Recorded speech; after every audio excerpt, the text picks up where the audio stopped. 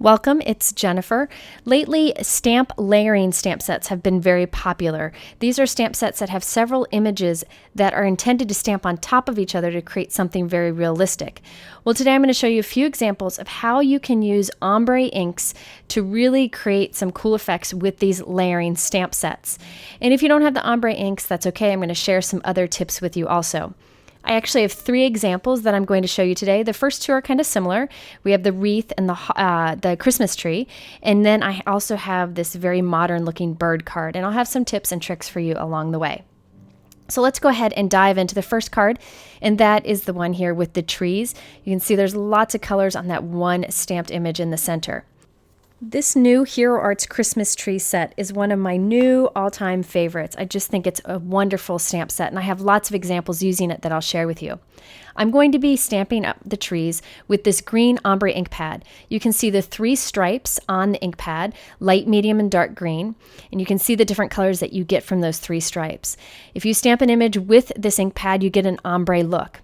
I'm going to be using it a little bit differently today so that I can ink up all of these images with this one stamp pad. So I have different shades of green in my stamp layering.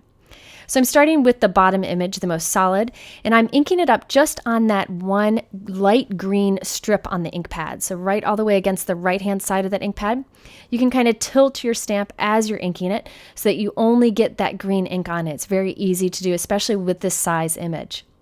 Now I'm going to stamp this onto some white cardstock. It'll be splotchy uneven at first, but this ink is designed to absorb into the paper and smooth out. However, I want it to be darker, so I'm going to double stamp it with the exact same ink, double stamp right on top of each other, and this is a great way to make a darker shade of whatever color you have. I want this to be as dark as possible. So now I'm moving on to the next layer. You could do these layers of trees in any order that you want. I decided to pick that top right one, and I'm inking this up with the medium and the dark colors on the ombre ink pad. Now notice I kind of cha-cha back and forth and kind of wiggle from the left to the right and go back and forth so that I can kind of get the blending between the two colors. And there you can see on the left-hand side, it's like a medium shade of green, and on the right-hand side, it's a dark shade of green. Just gives the look of maybe some shading to it. Okay, so I'm moving on to a third image. In this one, I'm going to just ink up with the dark side of the ink pad. So all the way on the right there, I've turned my ink pad around. Ink that up, and I'm going to stamp that right on top. And again, I want to double stamp this one. You don't have to. I just wanted this to be even darker. So I'm just going to ink it up the exact same way again with that dark green ink only, and then stamp that right on top. And look at all the variation we have, and we did it with this one ink pad. If you don't have one ink pad, you could use a couple different greens and double stamp one of the layers, single stamp another, and just layer them on top of each other. Now I'm not actually done with this tree yet. I'm going to zap it with my heat gun because we're going to heat emboss it now, so I want to make sure it's dry, using my anti-static powder tool in here just to make sure we don't get powder where we don't want it. And I have the fourth stamped image. This time I'm inking it up with Versamark ink, stamping it right on top, and I'm going to add some white embossing powder, and we're going to heat set this, and it'll look like snow on the tree. It's really easy to layer all these images on top of each other because the stamp and the acrylic block are clear, so you can look right through it. You put your head right above the image. You can look right through it and make sure you land perfectly each time. And check this out. It looks great to have this little bit of snow on it. You could even use some of those puff embossing powders so you would have some dimension to it if you wanted to. Now there are coordinating dies available for many of these Hero Arts stamp sets, including this one.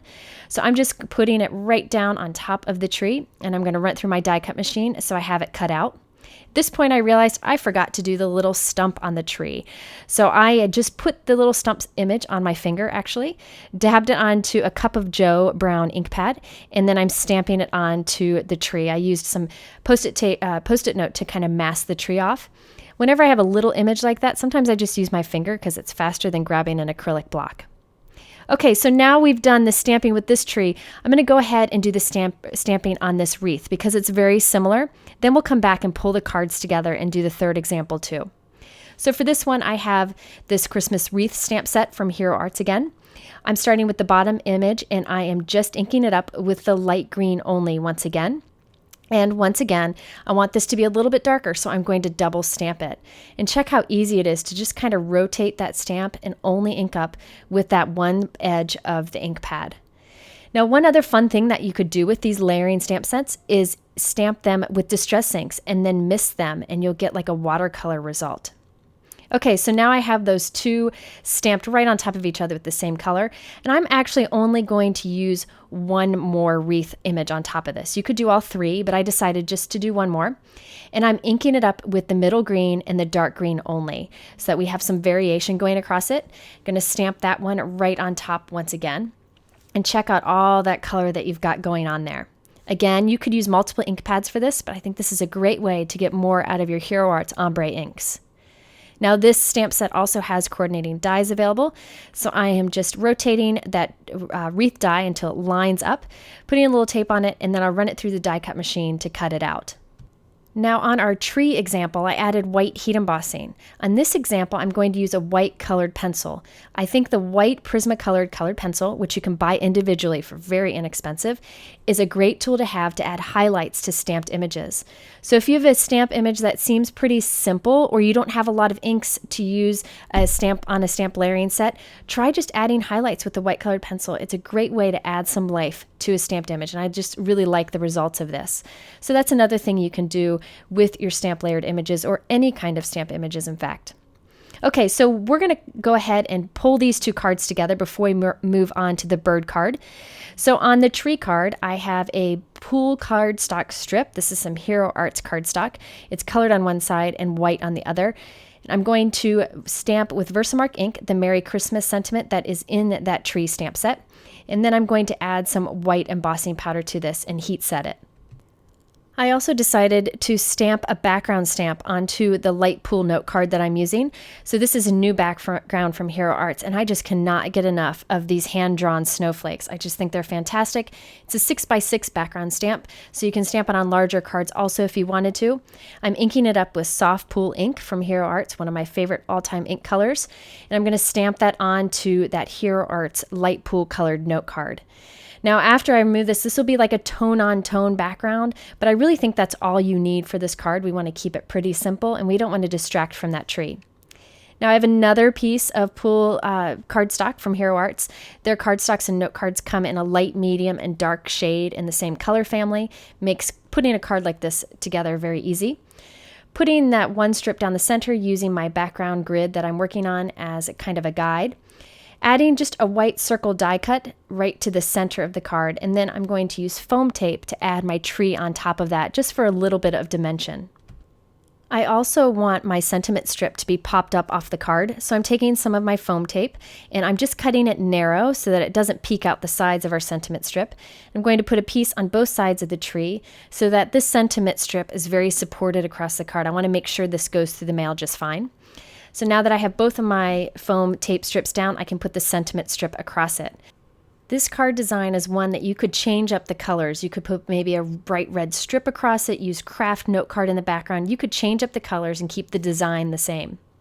Now I wanted to add some teal colored gems to this, but I want to be sure that those gems stay put in the mail. So I'm actually putting down little dots of multi-medium. It's a really strong adhesive, and I'm taking those gems, and even though they have adhesive on the back of them, I'm peeling them off that sticker backing and instead letting the multi-medium hold them onto my card. I trust that multi-medium in the mail more than I trust the adhesive that's on the back of most embellishments. I've never had problems with these Hero Arts gems, but these days I send every card through the mail, so I really want to be sure that they'll make it through just fine. And that wraps up this first card. Remember, I used the Ombre ink pad here for a tree stamp layering set, but you could use Ombre ink pads for flower stamp layering sets, whatever you may have. Okay, now let's finish up that wreath example that I showed you. I did it very much the same, but instead I did a vertical card orientation, so it's pretty much the same design. I did do a thread bow on this. So this is some DMC silver thread. It's very thin. Since it's so thin, I'm actually folding it several times until I take one long piece and have it folded over onto itself 8 times. So I have 8 plies of that thread together here. Now I'm taking all 8 of those together and tying them into a little bow. And you'll see me just pull it here with my fingers. And I end up with this messy bow with lots of loops because I didn't cut each of those. I just folded all those. Then I'm just going to take my scissors and cut the ends. You can leave it messy like this. You can do whatever you want with it. I just think it's fun to fold that thread over on itself many times so that you have lots of the threads together, and it kind of makes it stand out more. The sentiment I used on this card is from this Marion bright gift tag set. It actually comes that stamp set and that die together. And you can see that die creates a fun and intricate tag, and you can stamp any of the sentiments across the center. And I really think these tag dies, like the one you see there, are perfect for shaker cards. And I'll have a video in the future to show you. So I again am white heat embossing that greeting onto that darkest pool colored strip.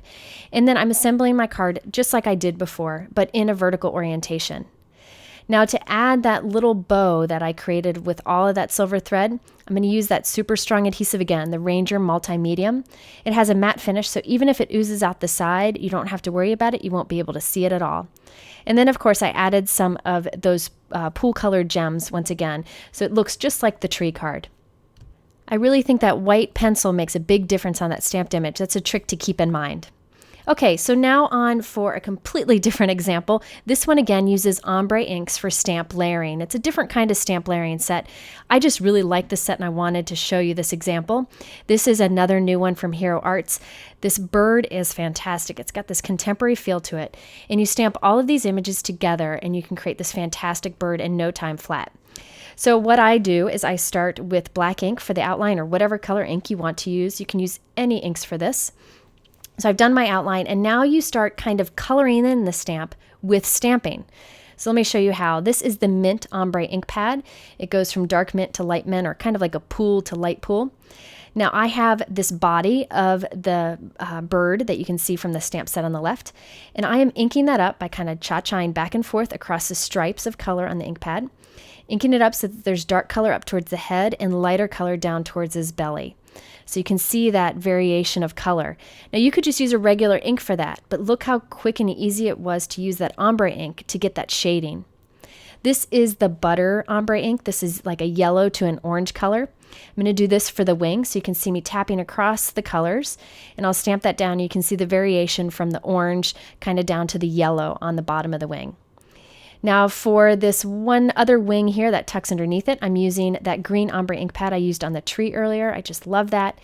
And then for the tail, I'm kind of going bold here. I'm using the red ombre ink pad. It goes from light red to dark red. I don't think a bird exists in the world that is this coloring, but it exists in my imagination, so I thought it was kind of fun. I just like these colors a lot. I'm going to stamp this into the tail. So basically this stamp set is, you stamp all the pieces together to create a colorful bird. So they're not actually layered on top of each other, but you stamp them together to get the coloring just right. For the neck, I'm just inking up between the light and medium green on the ombre ink pad and stamp that on his neck, and then use the orange for the beak. So all these pieces are in the stamp set, and you can easily stamp one into another to create this image. You could color the bird if you'd prefer to do that, but I love stamping with all that texture in it. Just makes it look fantastic. I really like it because it makes it look like I spent a lot of time doing it, but really it was the stamp set that did all the work for me. Now there is a branch and some leaves and poinsettias and all kinds of stuff in this stamped image that you could use. I decided just to use the branch, so I'm inking it on the brown ombre ink pad. So this will go from light brown to dark brown. But again, if you don't have ombre ink pads, you can use whatever ink pads you may have for the stamp set. But you can see how you get that variation in color from light to dark using the ombre pads. For the little berries, I'm using the red ombre ink pad. One time I'm going to stamp it with the dark red on that pad, one time with the medium red, and one time with the light red. So I get the variation in all of those berry colors, all from the one ink pad. And I'll do the same with the other berries here also. I decided to use an older Hero Art stamp set to stamp Hello Friend. I'm always looking for all occasion kind of cards, and I thought this would be perfect. Then after stamping this, I trimmed the piece down, because you can see I'm kind of off to the bottom left, and glued it onto a craft note card that I trimmed down also. So this will be smaller than a regular note card, but I think it's a perfect size for this image. So there you have it, a way you can get more out of your ombre ink pads and your stamp layering stamp sets. Remember, you can use ink pads you may have already by doing some double stamping or adding shading with a white pencil. All of the main products that I used here are linked below in my YouTube description. For all the rest and multiple sources, please head over to my blog at jennifermcguireinc.com, where I'm also part of a fun blog hop with lots of giveaways. Thanks for spending some time with me, and I'll see you again very soon.